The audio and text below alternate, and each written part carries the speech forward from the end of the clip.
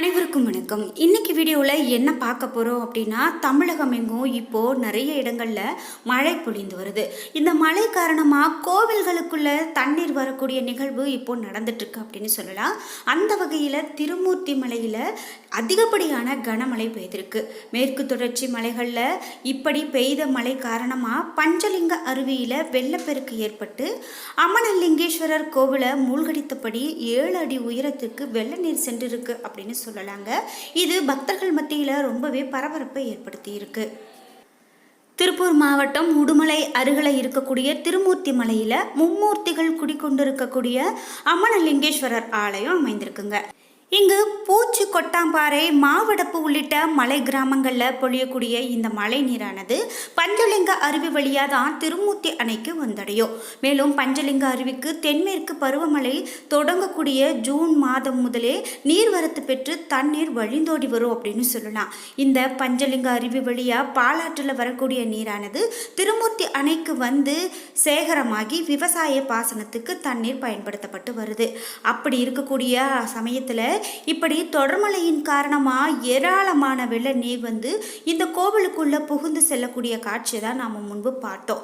இந்த நீர் இப்படி பெருக்கெடுத்து ஓடக்கூடிய காட்சியானது ரொம்பவே நமக்கு வியப்பை ஏற்படுத்தும் விதத்தில் இருக்குது அப்படின்னு சொல்லலாம்.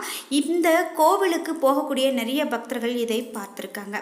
இந்த கோவிலுக்கு நீங்களும் சென்றிருக்கீங்க அப்படின்னா மறக்காமல் உங்களுடைய கருத்துக்களை கமெண்ட் பாக்ஸில் சொல்லு. திருமூர்த்தி மலையை பற்றி இன்னும் நிறைய சுவாரஸ்யமான தகவல்கள் இருக்குங்க.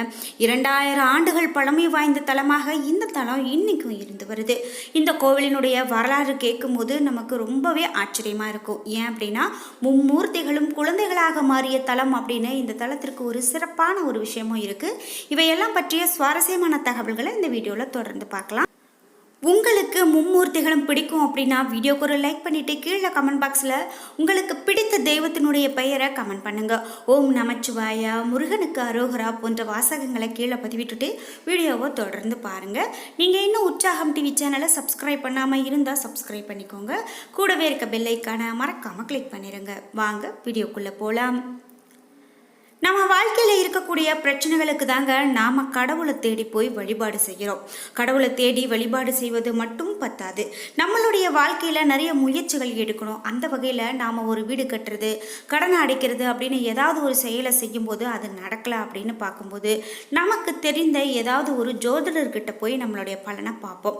அப்படி பார்க்கும்போது சரியான ஜோதிடர்கிட்ட போய் பார்த்தோம் அப்படின்னா கண்டிப்பாக அது நிறைவேறும். அந்த வகையில் வராகி அம்மன் ஜோதிட நிலையத்தில் நல்லதொரு பலன்கள் சொல்லப்படுதுங்க. அப்படி வராகி அம்மன் ஜோதிட நிலையம் சென்று உங்களுடைய வாழ்க்கையிலையும் திருப்பங்கள் வேணும் அப்படின்னா இந்த வீடியோவுக்கு கீழே டிஸ்கிரிப்ஷனில் வராகி அம்மன் ஜோதிட நிலையத்தினுடைய நம்பர் கொடுக்கப்பட்டிருக்கு. அந்த நம்பருக்கு கால் பண்ணி பேசுனீங்க அப்படின்னா கண்டிப்பாக உங்களுடைய வாழ்க்கையிலையும் மாற்றங்கள் வரும். இந்த திருமூர்த்தி மலையை பற்றி நாம் பார்த்துட்ருக்கோம். அந்த வகையில் 2000 ஆண்டுகள் பழமை வாய்ந்த தலமாக இந்த தலம் இருக்குங்க. அகத்திய மாமுனிவர் இறைவனுடைய திருமண கோலத்தை பொதிகை மலையில் கண்டுகளித்தது போல மீண்டும் காண வேண்டும் அப்படின்னு அதற்கான இடத்தை இறைவன் சக்தியால் உணர்த்திய இடம்தான் இந்த திருமூர்த்தி மலை. கைலாயத்தில் நடந்த இறைவனுடைய திருமண கோலத்தை குருமுனி அகத்தியர் கண்டு வணங்கிய இடமே இந்த பஞ்சலிங்கம் என்று வழங்கப்படுது. கைலாய காட்சியை இறைவன் இங்கு காட்டியதால தான் தென் கைலாயம் அப்படிங்கிற ஒரு சிறப்பையும் இந்த திருமூர்த்தி மலை பெற்று வருது அப்படின்னே சொல்லலாங்க. மும்மூர்த்திகளும் தனக்கு குழந்தையாக பிறக்க வேண்டும் என்பது அந்த அத்திரி மகரிஷியினுடைய விருப்பமாக இருந்திருக்கு.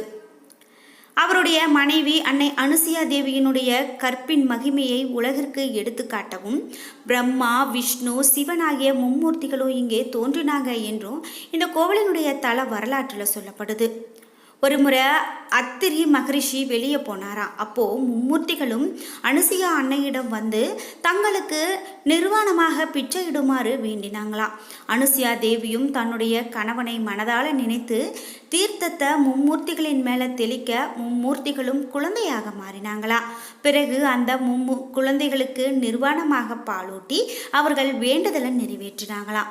இந்த நிகழ்ச்சி நடந்த திருத்தலம் தான் இந்த திருமூர்த்தி மலை. அனுசியா தேவியால் குழந்தையாக மாறிய மும்மூர்த்திகளும் இந்த தலத்தினுடைய 8 கால் மண்டபத்தின் அருகில் விளையாடி கொண்டிருக்கும் பொழுது அருகில் இருக்கக்கூடிய சஞ்சமலையில் இருந்து கல் ஒன்று உருண்டு வந்ததாம். அப்போது அங்கு பட்டாரசி, தேவகன்னி, பத்மகன்னி, சிந்து அகஜா கன்னி, வனக்கன்னி, சுமதி கன்னி என்று சப்த கன்னியர் 7 விரலி மஞ்சளை வைத்து உருண்டு வந்த அந்த கல்லை தடுத்து நிறுத்தி விளையாடி கொண்டிருந்த குழந்தைகளை காப்பாற்றினாங்களாம். அப்படி உருண்டு வந்த கல்லிலேயே மும்மூர்த்திகள் ஐக்கியமானார்கள் என்றும் இந்த தலத்திற்கு ஒரு பெரிய தகவல் சொல்லப்படுது. இந்த தலத்தில் சப்த கன்னியர்களுக்கும் தனித்தனி சன்னதிகள் இருக்கிறத நம்மளால பார்க்க முடியும்.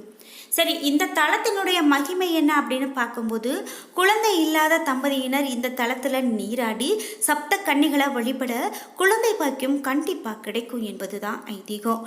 குழந்தை பேறு இல்லாத பெண்கள் ஞாயிற்றுக்கிழமைகளில் இங்கு இருக்கக்கூடிய விநாயகரின் ஆலயத்தில் முன்பு வந்து வரடிக்கல் என்று கல்லின் மேலே அமர்ந்து அந்த கல்லின் மீது தேங்காய் பழம் இவையெல்லாம் வைத்து அந்த கல்லை கைகளால் பிடித்து மனதார வழிபட வேண்டும். அப்படி செய்யும் பொழுது அந்த தேங்காய் பழத்தை அவர்கள் அறியாமல் தொட்டுவிட்டால் குழந்தை பேறு நிச்சயம் என்பது பலன் பெற்றவர்களுடைய வாக்கா இருக்கு. இங்க இருக்கக்கூடிய சிவபெருமானுக்கு மும்மூர்த்தி ஆண்டவர் அமனலிங்கேஸ்வரர் என்று பெயர்களும் உண்டுங்க. அத்திரி மகரிஷியினுடைய மனைவி அனுசியா தேவி இங்கு வந்து மும்மூர்த்திகளையும் குழந்தை வடிவமாக மாற்றி உணவு அளித்த தலமானதால இந்த தல இறைவன் அமனலிங்கேஸ்வரர் என்று அழைக்கப்படுறாரு. மும்மூர்த்திகளுக்கும் சிறிய குண்டில் சுயம்புவாக அருள்பாலிக்கிறாங்க என்று சொல்லலாம். இது ஒரு குடைவரை கோவில் என்று கூட சொல்லலாங்க. இங்கே இருக்கக்கூடிய மும்மூர்த்திகளுக்கு பக்தர்கள் சந்தனத்தை வாங்கி வந்து மும்மூர்த்திகள் மேலே எரிந்து வழிபாடு செய்கிறாங்க. அந்த சந்தனம் மும்மூர்த்திகளின் நெற்றியில் விழுந்தால் தாம் நினைத்த காரியம் உடனே நடக்கும் என்பதும் ஐதீகம். மேலும் இங்கு சிவபெருமான் ஞான குருவாக இருப்பதால இங்கே தட்சணாமூர்த்தி வழிபாடு சிறப்பானதாக நடக்குது. மலையில் மீது பஞ்சலிங்கம் இருக்கு.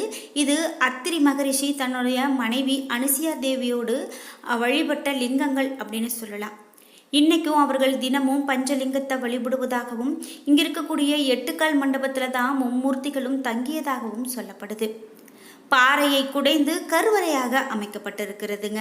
பிரம்மா, சிவன், விஷ்ணு உற்சவ மூர்த்திகளாக கருவறையில காட்சி கொடுக்கிறாங்க. நீரால சூழப்பட்டிருக்கக்கூடிய அமலலிங்கத்தை சுற்றி வரும்போது கன்னிமார்களை வணங்கி அருள் பெறலாம். விநாயகர், சுப்பிரமணியர், நவக்கிரகங்கள் சன்னதியும் இங்கு இருக்கு. அமனலிங்கேஸ்வரர் கோவிலின் முன்பு இருக்கக்கூடிய தீப கம்பத்தின் அடிப்பாகத்தில் அடத்திக்குலை நோக்கியபடி பக்திரகாளி, வனதுர்க்கை, விசாலாட்சி, ஊர்த்தவ தாண்டவர், அகோர வீரபத்திரர், ராமாவதாரம், நரசிம்மாவதாரம், வேணுகோபாலர் சிற்பங்கள் இவையெல்லாம் இங்கு ரொம்ப அற்புதமாக வடிவமைக்கப்பட்டிருக்கும்.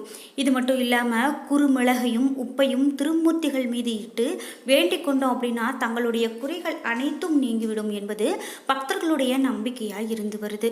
இந்த தலத்தினுடைய தீர்த்தம் தேனியாறு, தலமரம், அரசமரம்.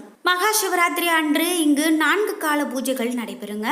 ஆடி அமாவாசை, தை அமாவாசை, மகாலய அமாவாசை அன்னைக்கு பூஜைகளும், ஞாயிறு தோறும் 12:30 மணி வரை சிறப்பு பூஜைகளும் நடக்கும்.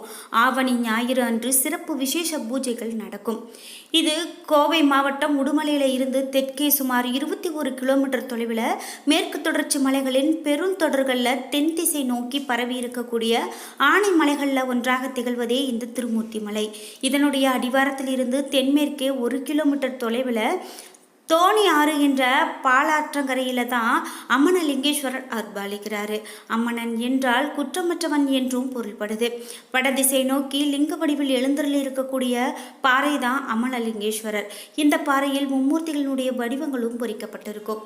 இந்த ஆலயம் காலை 6:30 மணி முதல் மாலை 6:30 மணி வரையிலும் திறந்திருக்கும். உடுமலைப்பேட்டையில் இருந்து தாராபுரத்தில் இருந்தும் நிறைய பேருந்து வசதிகள் இந்த திருமலைக்கு உண்டு அப்படின்னு கூட சொல்லலாங்க. இப்படிப்பட்ட ஒரு பொக்கிஷமான திருக்கோவில் நம்ம தமிழகத்தில் இருக்குது. நீங்கள் இந்த கோவிலுக்கு இதுவரைக்கும் போகாமல் இருக்கீங்க அப்படின்னா இனிமேலும் இந்த வரலாற்று சிறப்பு பெற்ற திருமூர்த்தி மலைக்கு சென்று வழிபட்டுட்டு வாங்க. மும்மூர்த்திகளுடைய அருளும் நமக்கு கிடைக்கும். என்ன நண்பர்களே, இன்னைக்கு வீடியோவில் மும்மூர்த்திகளுடைய வழிபாட்டை பற்றியும் திருமூர்த்தி மலையில் இப்படி மழை வெள்ளம் புகுந்த இந்த காட்சியையும் பார்த்தோம். இந்த வீடியோ உங்களுக்கு மிகவும் பயனுள்ளதாக இருந்திருக்கும். வீடியோ உங்களுக்கு பிடிச்சிருந்தா லைக் பண்ணுங்கள், ஷேர் பண்ணுங்கள், கமெண்ட் பண்ணுங்கள். நீங்கள் இன்னும் உற்சாகம் டிவி சேனலை சப்ஸ்கிரைப் பண்ணாமல் இருந்தால் சப்ஸ்கிரைப் பண்ணிக்கோங்க. கூடவே இருக்க பெல் ஐக்கானை மறக்காமல் கிளிக் பண்ணிடுங்க. நன்றி வியூவர்ஸ்.